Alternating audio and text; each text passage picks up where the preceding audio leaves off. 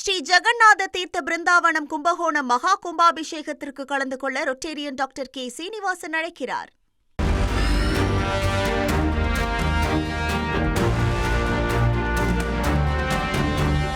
பிரதமர் மோடி 2 நாள் பயணமாக மலேசியாவுக்கு நாளை மறுநாள் செல்கிறார். அப்போது வர்த்தகம், முதலீடு, எரிசக்தி மற்றும் கடல்சார் பாதுகாப்பு ஆகிய துறைகளில் இருதரப்பு உறவுகளையும் ஒத்துழைப்பையும் வலுப்படுத்துவது குறித்து அவர் மலேசிய பிரதமர் அன்வர் இப்ராஹிமுடன் ஆலோசனை நடத்துகிறார்.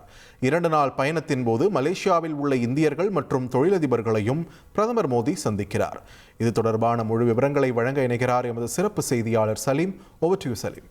மலேசியாவில் உள்ள இந்தியர்கள் மகிழ்ச்சி அடைஞ்சிருக்காங்க. பிரதமர் மோடி அவர்கள் 7ஆம் தேதி மற்றும் 8ஆம் தேதி மலேசியாவில் இருப்பார். அங்கே மலேசிய பிரதமரோடு பேசுவார். ஆங்கிலத்தில் பைலேட்ரல் டைஸ் என்று அழைப்பார்கள்.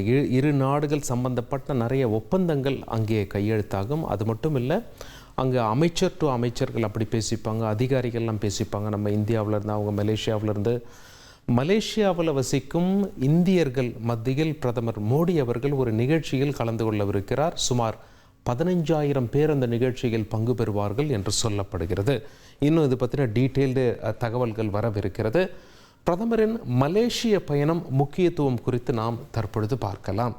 இது 2 நாள் பயணம் அப்படிங்கிறது நமக்கு தெரியும். மலேசியாவில் இந்தியர்கள் எப்படி குடியேறினார்கள்? மலேசியாவில் பொறுத்த வரைக்கும் இந்தியர்கள் சுமார் 29 லட்சத்திலிருந்து 30 லட்சம் பேர் வரைக்கும் அங்கே இருக்காங்க அப்படிங்கிறது நமக்கு தெரியும். இந்தியர்கள் எப்படி போனாங்க அப்படின்னு சொல்லி பார்க்கும்பொழுது, குறிப்பாக தமிழர்கள், நம் தமிழர்கள் தமிழ்நாட்டிலிருந்தும் சரி, இலங்கையிலிருந்தும் சரி, இந்த பகுதிகளிலிருந்து அங்கே அதிகமாக போயிருக்காங்க. நமக்கும் மலேசியாவுக்கும் 2000 ஆண்டுகள் தொடர்பு இருந்தாலும் அதிக அளவில் தமிழர்கள் அங்கே குடிபெயர்ந்தது ஆங்கிலேயர்கள் ஈஸ்ட் இந்தியா கம்பெனி அப்படின்னு சொல்லி எப்போ ஸ்டார்ட் பண்ணி மலேசியாவில் ஆரம்பித்தாங்களோ, அங்கே ரப்பர் பிளான்டேஷன்ஸ், அது மட்டும் இல்லாமல் அவங்க ஜென்ரலாக அங்கே உள்ள பிளான்டேஷன்ஸில் வேலை செய்வதற்காக அவர்களுக்கு ஆட்கள் தேவைப்பட்டார்கள். தமிழ்நாட்டிலிருந்து தமிழர்களையும் இலங்கையிலிருந்து தமிழர்களையும் அங்கே ஆங்கிலேயர்கள் தான் கொண்டு போய் செட்டில் பண்ணாங்க. அப்படித்தான் அதிக அளவில் அங்கே மலேசியாவில் தமிழர்கள் செட்டில் ஆனது. பிறகு அவர்களுடைய வம்சாவளியினர் அங்கேயே பிறந்து அங்கேயே வளர்ந்து படித்து நிறைய மிக முக்கிய பொசிஷனில் இருக்காங்க. என்ஜினியர்ஸாக இருக்காங்க, டாக்டர்களாக இருக்காங்க, தொழிலதிபர்களாக இருக்காங்க. இப்படி பல்வேறு துறைகளில் அங்கே தமிழர்கள் இருப்பது குறிப்பிடத்தக்கது. மலேசியாவில் இருக்க 29 லட்சம் இந்தியர்களில் இந்திய வம்சாவளியினர் அப்படின்னு நாம் சொல்கிறது 27.5 லட்சம் பேர்.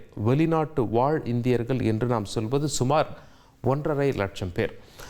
மலேசிய மக்கள் தொகையில் தமிழர்களுடைய பங்கு என்பது சுமார் 7%. 1940 ஒப்பிடும்போது இது படிப்படியாக குறைந்து வந்திருக்கிறது என்பதையும் நாம் பார்க்க முடிகிறது.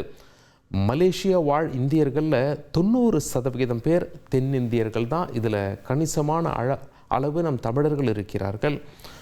தொழில் வளத்தில் சிறந்து விளங்குறாங்க, கல்வியில் சிறந்து விளங்குறாங்க. அதே நேரத்தில் அவங்க நாடாளுமன்றத்தில் நம்மளுடைய ரெப்ரசன்டேஷன் இருக்கா அப்படின்னு சொல்லி நீங்கள் கேட்டிங்கன்னா, நாடாளுமன்றத்தில் இந்தியர்கள் அப்படின்னு சொல்லி பார்க்கும் பொழுது இந்திய வம்சாவளி, இந்திய எம்பிக்கள் 16 பேர் அங்கே இந்தியர்கள் எம்பியாக இருக்கிறார்கள். அது மட்டும் இல்லை, 2 கேபினெட் அமைச்சர்களும் அங்கே இருக்கிறார்கள். அந்த 16 பேர் எம்பிக்களாக இருக்காங்க அப்படின்னு சொல்லி சொல்கிறது சுமார் 6% என்று சொல்லலாம். இப்படியாக உலகத்தில் அமெரிக்காவில் கணிசமான அளவு நம் தமிழர்கள் இருப்பதை பார்க்கிறோம். அதே போல் வெவ்வேறு நாடுகளில் இருக்காங்க.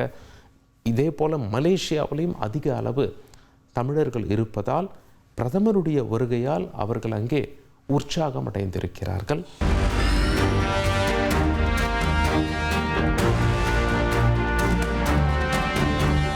ஸ்ரீ ஜெகநாத தீர்த்த பிருந்தாவனம் கும்பகோணம் மகா கும்பாபிஷேகத்திற்கு கலந்து கொள்ள ரொட்டேரியன் டாக்டர் கே சீனிவாசன் அழைக்கிறார்.